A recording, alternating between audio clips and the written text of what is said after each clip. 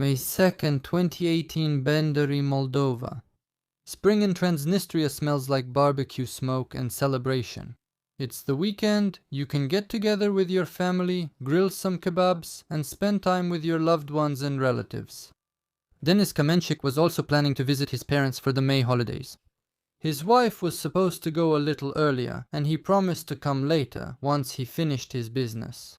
But on the evening before the trip, his worried wife approached him. "I can't reach them. Neither my mom nor my dad is answering the phone." Denis tried himself, but without success. The phones of Valentina and Ivan Kamenchik were not answering. That had never happened before. The man immediately became worried. Putting everything else aside, on the morning of May 3rd, Denis went to Benderi. Inside, his anxiety was growing. The yard greeted him with an unusual silence. No one came out to meet him, and the dog didn't bark. Denis looked around, and his heart skipped a beat. The dog was lying near its kennel, breathing heavily and barely moving. It seemed like it had been beaten, although there was no blood on the ground. The man moved toward the house, already realizing that something was wrong. Calling loudly for his father and mother, he went inside. There was no one in the house, but his parents' belongings were in their places. Clearly, a stranger had been here. Denis immediately called the police. Just a few days later, Vladimir Kazmin, a resident of Benderi, with whom Valentina had extremely tense relations, would be detained on charges of taking the lives of the Kamenchik couple. This crime became one of the most high-profile cases in Transnistria over the past 10 years. You are watching the Strashnota channel, and today it's a story about injustice, greed, blood, and money. Even now, there are residents of Benderi who believe that Valentina herself is to blame for what happened. And what do you think? Write your opinion in the comments later.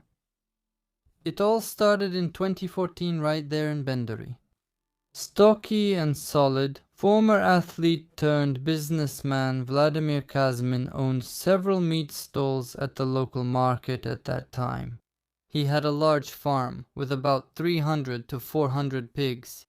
Kazmin was considered a well-off man, always full of ideas, and people said he was always hustling and working hard. His wife was also hustling, working somewhere in Europe. The Kazmins were making money, but they didn't live in luxury. They had a house that was being renovated. They needed to buy feed for the pigs. All of this required constant investment. Kazmin's wife's son from her first marriage helped his parents with the renovation. The businessman had a dream. He wanted to build a gym, a beautiful one, with new exercise equipment. Kazmin decided to rent a space for the gym in the former Yubilinoy cafe. For more than 10 years it had belonged to the Kamenchik couple, Valentina and Ivan. The two-story building was divided into spaces that the couple rented out. Valentina was in charge of the family's finances. The woman had a sharp character. She never held back her words, easily raised her voice, and wasn't afraid to seem harsh. Her husband, naturally a quiet and softer person, preferred to stay in the background and take care of other matters, supplies, utilities, and so on. This only played into Valentina's hands. You could negotiate with Ivan, appeal to his sympathy. And as you know, there's no place for sympathy in business.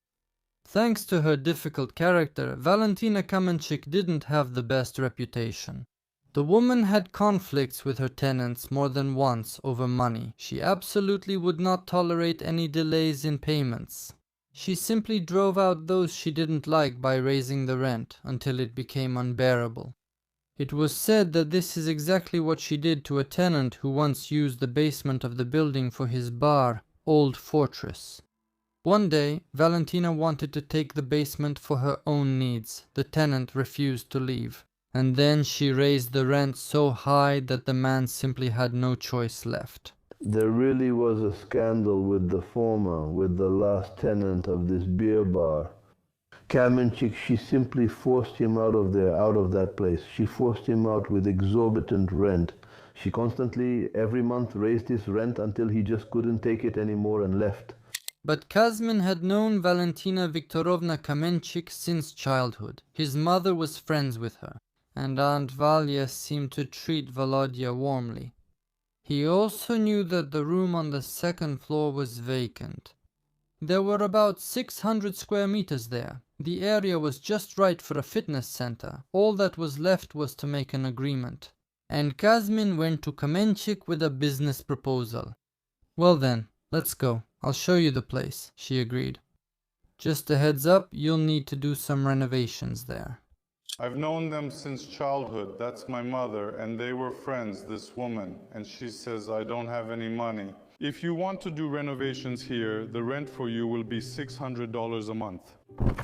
They went up to the second floor and Valentina opened the door. Kazmin peeked inside and whistled. It really did need renovations, and serious ones at that.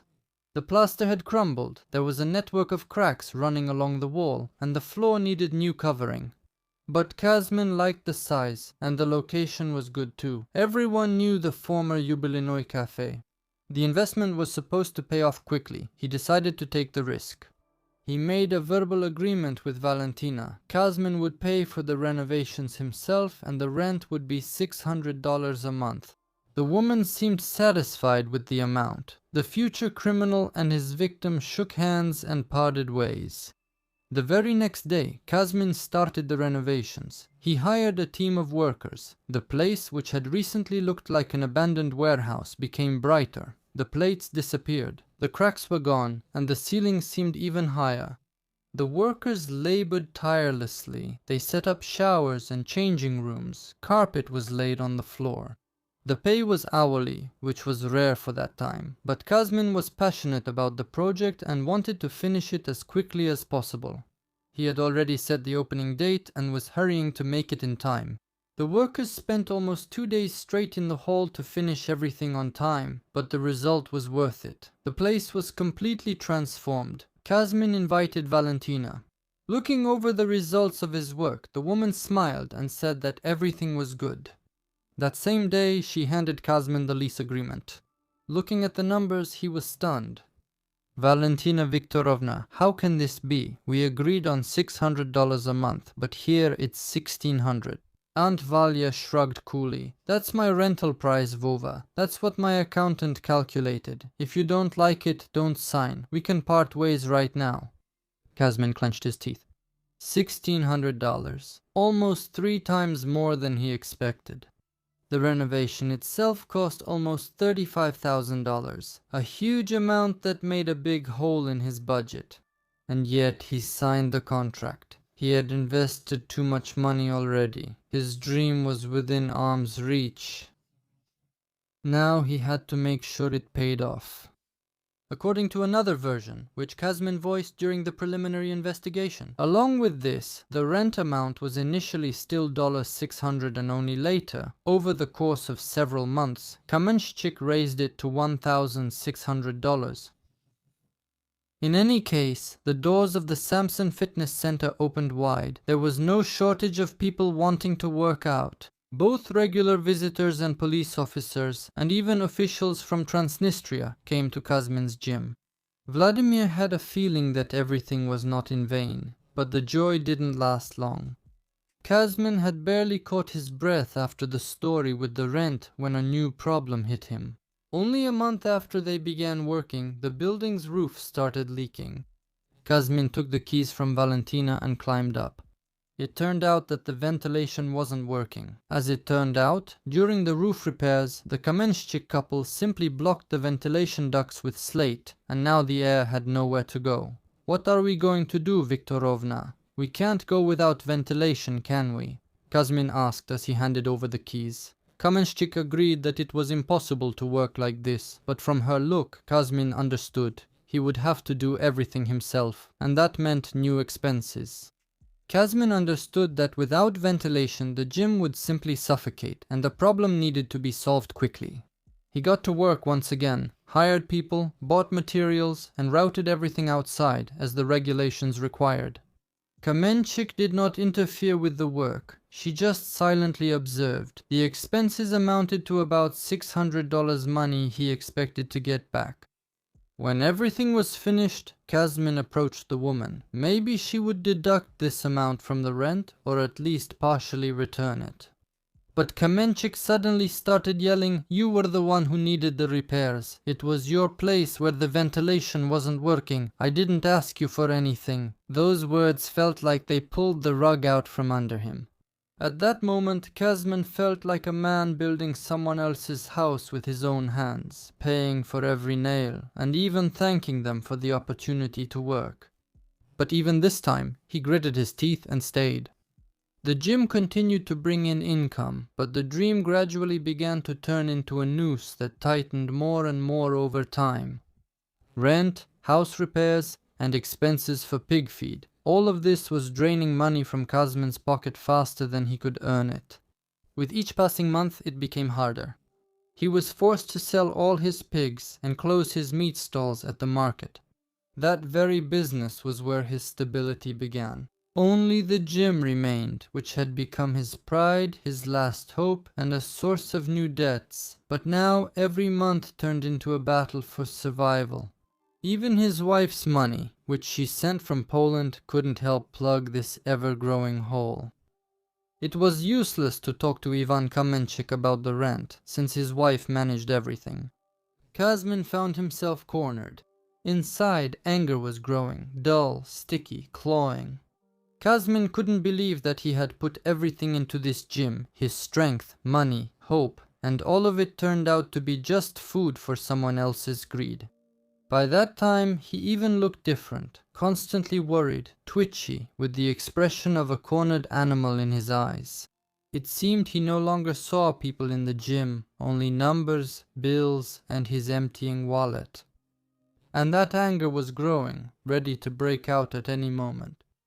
Hoping to attract new clients, Kazmin set up a solarium in the fitness center as another source of income, but it was already starting to decrease. The novelty wore off, and the flow of clients wasn't as strong anymore. The solarium didn't save the situation, it only postponed the agony and made it last longer. For almost 4 years, Kazmin struggled in the quicksand of rent, unwilling to give up on his dream, but in 2018 something happened that finally broke him. Valentina Kamenchik decided to raise the rent again. In the new bill, instead of the previous amount of $1,600, the figure suddenly showed $2,050. Kazmin at first couldn't believe his eyes. He even thought it was an accountant's mistake. But when he called Valentina, he heard the same familiar phrase. "Don't like it? Leave." No explanations, no compromises. For Vladimir, this was more than just a blow. He understood that after something like this, he definitely wouldn't be able to get back up. He told Valentina that he wouldn't pay such an exorbitant amount and was leaving. The woman just nodded, coldly and without regret. "Well, it's your choice." Kazmin came back a couple of days later, regretting his impulse, and decided to stay after all. He went up to the second floor to talk to Kamenchik and saw that she was standing with her back to him, holding a phone in her hand. "The fathead is finally leaving, now we can take care of the gym ourselves," she was saying to someone, apparently her husband. Kazmin froze in place, blood rushed to his head. She was doing everything on purpose, she was trying to drive him out. He started shaking with rage that had no outlet yet. A clear thought arose and a lightning bolt flashed in his head. "I'll finish her off, I'll get rid of her." Kazmin began to devise a plan. By April 2018, Kazmin already owed Valentina Kamenchik almost $4,000, but he had no intention of paying her. Instead of thinking about how to get the money, he started thinking about where to find a weapon and how best to deal with Viktorovna so he wouldn't end up in prison. He found a weapon quickly. Kazmin's uncle, Alexei Zagumeny, with whom he had a trusting relationship, helped him acquire a Nagant revolver of 7.62 caliber A silencer was installed on the weapon. You thought about yourself. Will you be able to handle this or not? I handled it. Either go to jail or stay in jail or lose your gun. I don't know how much money I've made with you. I'll believe you, it's not just 1,000. This is the most expensive.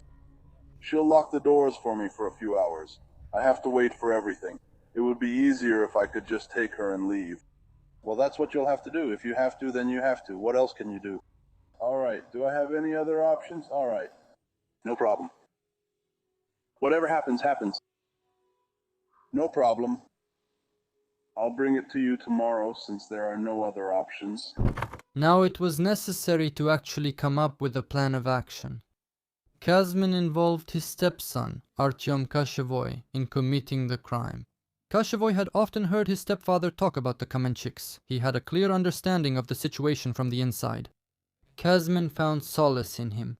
In the evenings, they often sat at home, and the man would tell his stepson over and over again how treacherous Viktorovna was, and how she was draining the last bit of life out of him. There was a cruelty in his words that hadn't been there before, and a strange, cold determination. He would talk about how much pleasure he would take in getting rid of the woman, how everything would become easier once she was gone. Kashevoy listened and didn't interrupt. He was ready to help and was just waiting for the signal. Gradually, the details of the crime took shape, forming a plan. Kazmin decided to act in the building where he rented a gym. There, where he knew every corner. He immediately ruled out the Kamenchiks' house. Too many witnesses, too many chances of unexpected visits from curious neighbors or friends.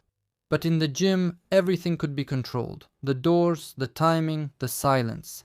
The crime was decided to be committed in the evening. Kashevoy was supposed to help his stepfather get rid of the bodies and the couple's car. So that the cameras wouldn't catch them, Kazmin intended to turn them off. From the transcript of the conversations with Zagumeni, which was attached to the case materials, it is assumed that the recording was made either by Zagumeni himself or by Kashevoy. Kazmin says, "It's too dangerous to do it in the house, it's much easier in the building. I'll say that there's a breakdown in the cold water main and both of them will come. We can take them out in the basement there. All the cameras will be turned off. I just don't have any other options." "Why did I call you? To get your advice." "I'm not going into the house. Maybe Mali Artyom will go into the house. I'll take care of them. I'll take them out." Zagumeni says, "Can you handle it?" "Think about it." Kazmin replies, "Yeah, right. Just put the gun to her head and that's it. I have so much anger towards her. Believe me, it wouldn't be hard for me to finish her off." In addition to the pistol with a silencer, Kazmin also bought some construction plastic sheeting. He intended to wrap the body in it. To destroy the bodies, Kazmin suggested injecting them with gasoline using syringes and setting them on fire. I took gasoline, and I took a syringe to use with the gasoline, and I took the syringe and set it on fire. And gasoline, and I took the bodies. I put it into the body. The man who not long ago dreamed of a bright sports center was now step by step building a different dream. A cold, dark, and bloody one. All his thoughts and energy were consumed by his plan for revenge. The entire preparation for the crime took a month. On May 2nd, 2018, Vladimir Kazmin put his plan into action. The day before the crime, he and Kashev disabled the cameras on the Yubilinoy building and the neighboring buildings, making them blind and giving themselves the chance to remain unnoticed. They planned to call Kamenchik to the building in the evening. The perpetrator suggested making up an emergency, like saying there was a water leak and the basement was flooding. "Valentina, please come." In the end, they settled on a less dramatic story about the rent. Kamenchik promised to close the gym if Kazmin did not pay off the entire debt as soon as possible. He was supposed to call her to talk about the money. Kazmin thought they had planned everything down to the smallest detail. All that was left was to do the most important thing. In the evening at 4:30, Kazmin and his stepson Artyom Kashevoy approached the Yubilinoy building from where Kazmin dialed the number of Valentina Kamenchik. The woman turned out to be nearby. She arrived very soon after. Kazmin started the conversation just as he had planned. He said that the rent was exorbitant and that they needed to return to the previous terms. If not, then at least Valentina should at least give him an extension on the rent. He would find those $4,000, but he needed time. "The gym is all I have left, you know that, Viktorovna." "I'm investing money, I've put everything I had into this," insisted Kazmin. Inside, he felt everything tighten. He knew that Kamenchik wouldn't give in, which meant he would still have to do what he came here to do. and Valentina, as expected, brushed it off. She listened to him as if he were someone who had already stopped being her partner, like an annoying fly buzzing around, and at one point she just couldn't take it anymore. "There will be no extension for you, Volodya. I'm not your relative, not your mother. We have a rental agreement. If you don't pay, then starting tomorrow I'll close the gym. It's your decision." Kamenchik didn't stay to listen to what Kazmin would say in response. She wasn't interested anymore. Turning around, she walked away toward the stairs, cold, unapproachable, in control of the situation. Kazmin clenched the Nagant revolver in his hand and followed her. He wasn't going to back down. She brought this on herself. Herself, it echoed inside him. In the empty, narrow corridor, their footsteps were almost inaudible. They went up to the second floor, heading toward the gym, and there, calmly and focused, Kazmin pointed the pistol at Valentina's back and pulled the trigger. Shots rang out. The surveillance cameras on the first floor recorded the sounds. A bang, a pause, then more bangs in succession, then silence.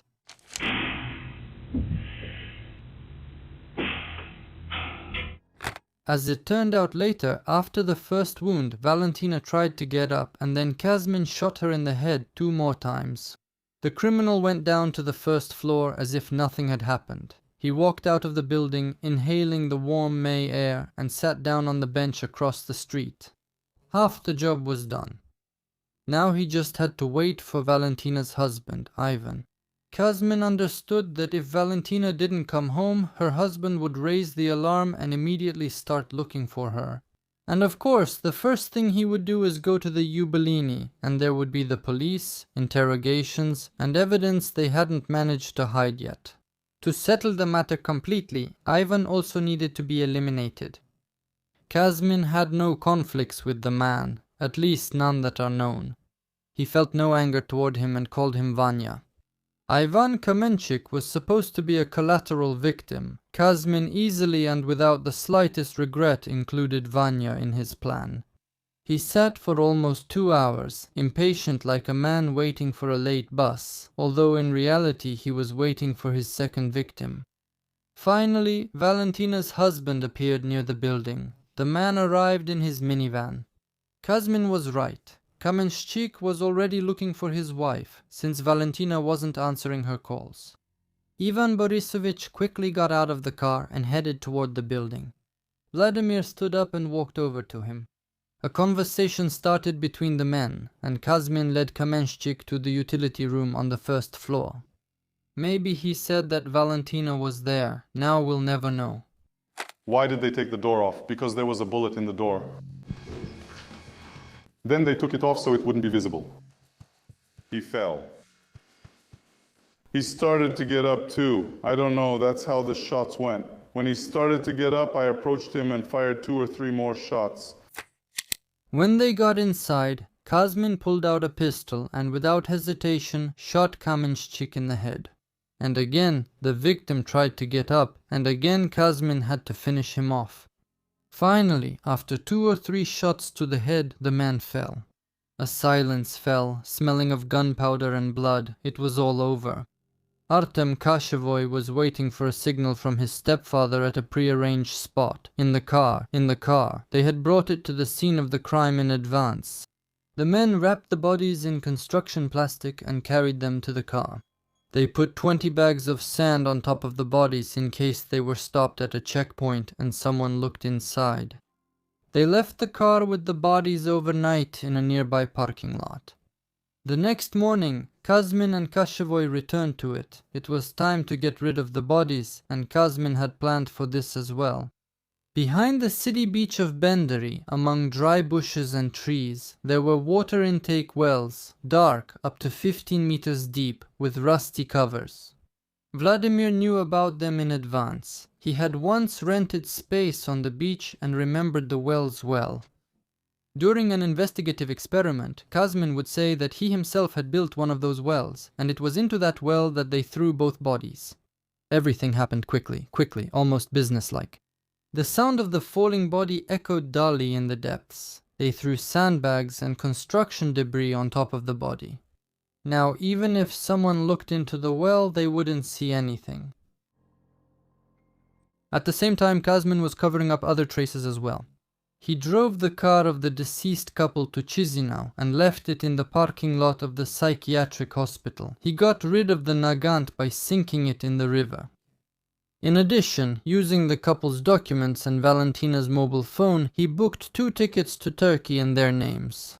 This way, he tried to create the illusion that Valentina and her husband had just suddenly left for the May holidays and went abroad for vacation. That's why they weren't answering calls. Artem Kashevoy, possibly not alone, but there is no information about that, poisoned the Kamenchiks' dog so it wouldn't howl and broke into the house. What he was looking for there is unknown. Fortunately, the animal was saved. Later, forensic experts would find pieces of sausages and pills near the dog's kennel. This information would also be added to the criminal case materials. As Kazmin later recounted, when he returned home, he did not feel any relief. Gradually, he began to realize what he had done and understood that if he was imprisoned, not only his uncle but also his stepson would end up behind bars with him. But the problem with the rent was solved. Kazmin tried to reassure himself with this. Valentina's face, cold and mercilessly indifferent, kept appearing before his eyes, and then Kazmin's fists would clench. As early as May 3rd, Valentina's son reported his parents missing to the police. The theory about Turkey was believed only until a poisoned dog was found in the yard and footprints of a stranger were discovered in the house. It became almost immediately clear that the Kamenchik couple were most likely dead. On May 5th, the police opened a missing persons case and began an investigation. They started questioning everyone who was connected to the couple. Local media wrote about the Kamenchiks, and the news was broadcast on local channels. First of all, the officers were interested in the tenants. The quarrelsome Valentina had many enemies among those whose business she had ruined, and some of them might have wanted revenge. Vladimir Kazmin also came under scrutiny, of course. He answered the questions calmly, like a man who had nothing to hide. But the officers still noticed nervousness behind this calmness. Kazmin was put under surveillance. There was an oval-shaped wound with relatively smooth edges in the right temporal region. At the same time, the police began reviewing footage from the cameras. Almost all of them had been disabled. Kazmin and his accomplices took care of that by simply cutting the wires. But one camera, hanging outside the building under the roof, was left untouched. And it was this very camera that became the trap which allowed the criminals to be caught. In the footage that ended up in the hands of the police, you can see Artyom Kashevoy and Vladimir Kazmin approaching the building at 16:29 on May 2nd. Kazmin has a phone in his hands, he's calling someone. At 17:18 according to the camera time, Valentina Kamenchik approaches the building and doesn't come out again. The shots themselves were recorded by the store's camera, which Kazmin and his accomplice were unable to disable. The sounds are clearly audible. They can't be mistaken for anything else. Then Vladimir quickly leaves the building and sits on a bench for almost 2 hours until 7:20 p.m., occasionally getting up and pacing back and forth in front of the building. He is clearly nervous. Of course, since he doesn't know for sure when Ivan Kamenchik will come looking for his wife. And then, and this will become one of the main circumstances in the case, a minivan drives away from the building, the same one that Valentina Kamenchik's husband arrived in. But now it's not Ivan behind the wheel, it's Artyom Kashevoy. With every second, the recording was turning into an indictment, into a chronicle of the crime that Kazmin could no longer escape from. When the investigators showed the footage to Vladimir, it became clear, denial was pointless. The evidence was lining up in a straight line that led directly to him. He was silent for a moment, then spoke in a different voice. He said that yes, he had dealt with the Kamenchik spouses. According to him, Valentina drove him to the edge, pushed him to the brink, ruined his life, and he solved the problem because he saw no other way out. Investigators would later say that even during the first interrogations, Vladimir Kazmin showed remorse. Some interrogations had to be interrupted. He was feeling unwell when he was describing the details of the crime. However, during the reenactments, Kazmin was already calm and composed. He showed where the bullets hit and explained how he finished off the victims with a shot to the head when they tried to get up. On May 8, 2018, a team of rescuers arrived at the well where the bodies of the couple were located. The specialists worked all night. It was hard to breathe in the 15-meter well, and there was trash piled up on top. On May 9th, the bodies of 64-year-old Ivan Kamenchik and 60-year-old Valentina Kamenchik were found and retrieved from the well. Unfortunately, due to YouTube censorship, I can't show some documentary materials, so I'll leave them in the Strashnota Telegram channel. Go ahead, subscribe and watch. The link is below the video. The preliminary cause of death is gunshot wounds.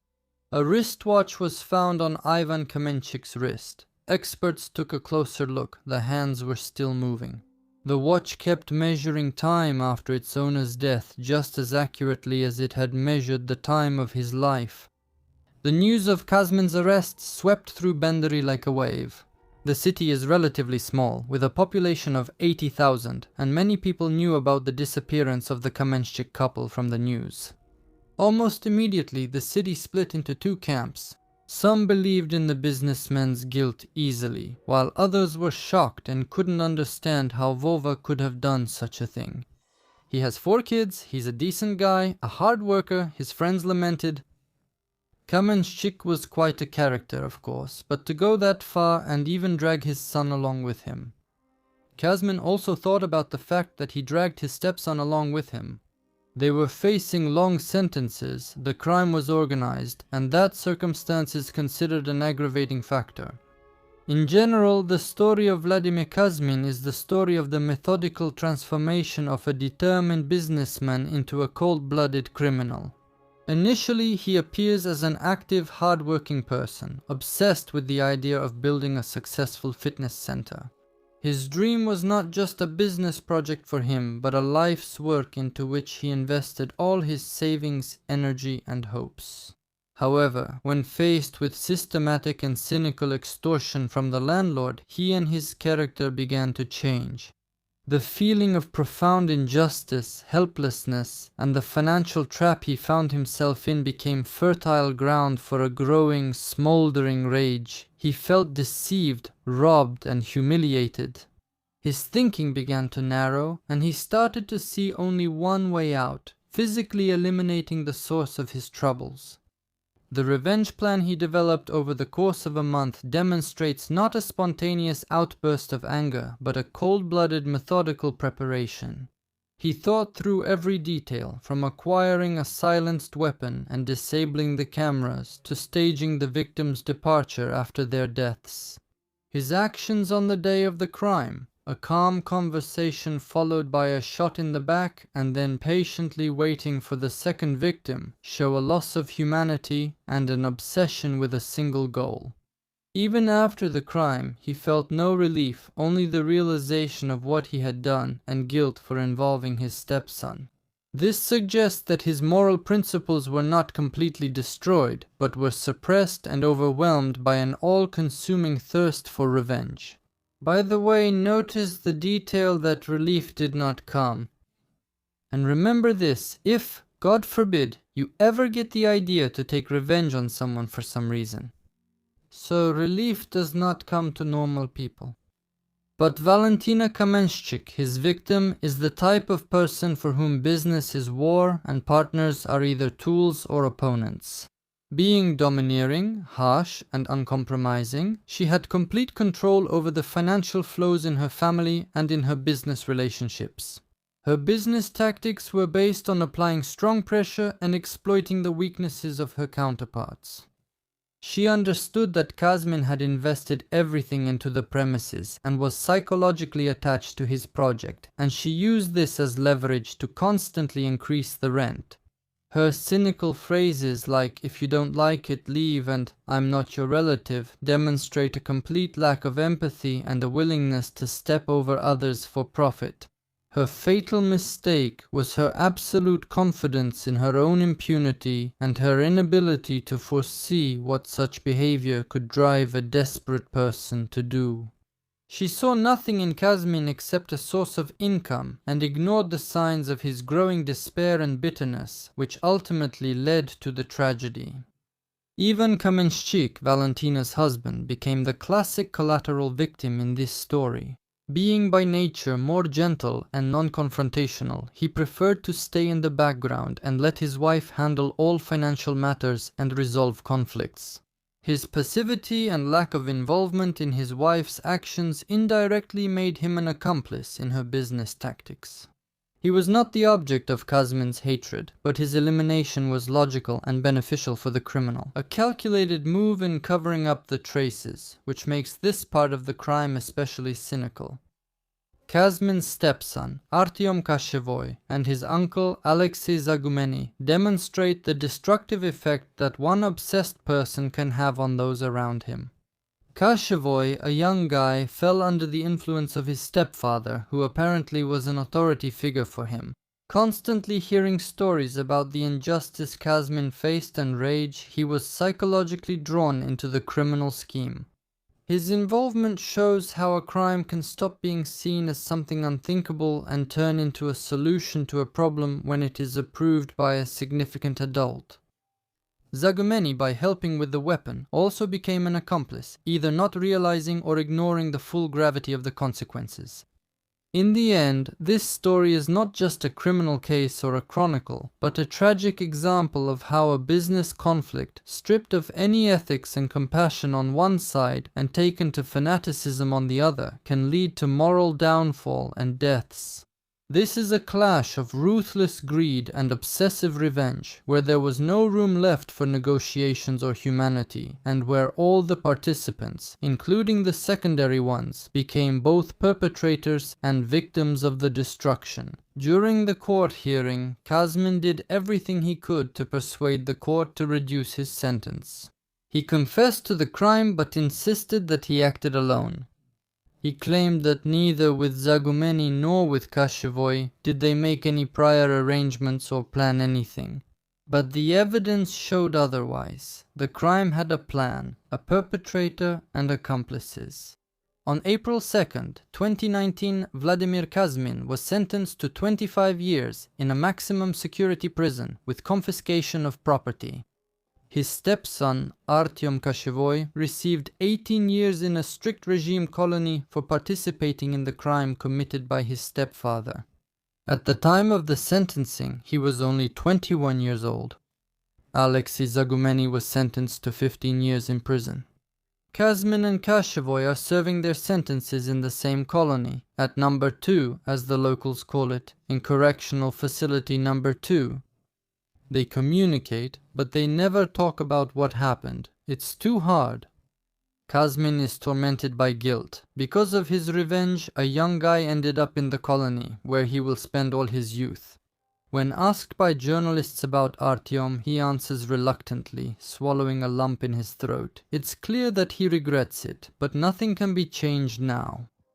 And what do you think about this case? Leave your comments, like or dislike, and watch other videos on the channel. They come out, even though you don't always get notifications about it.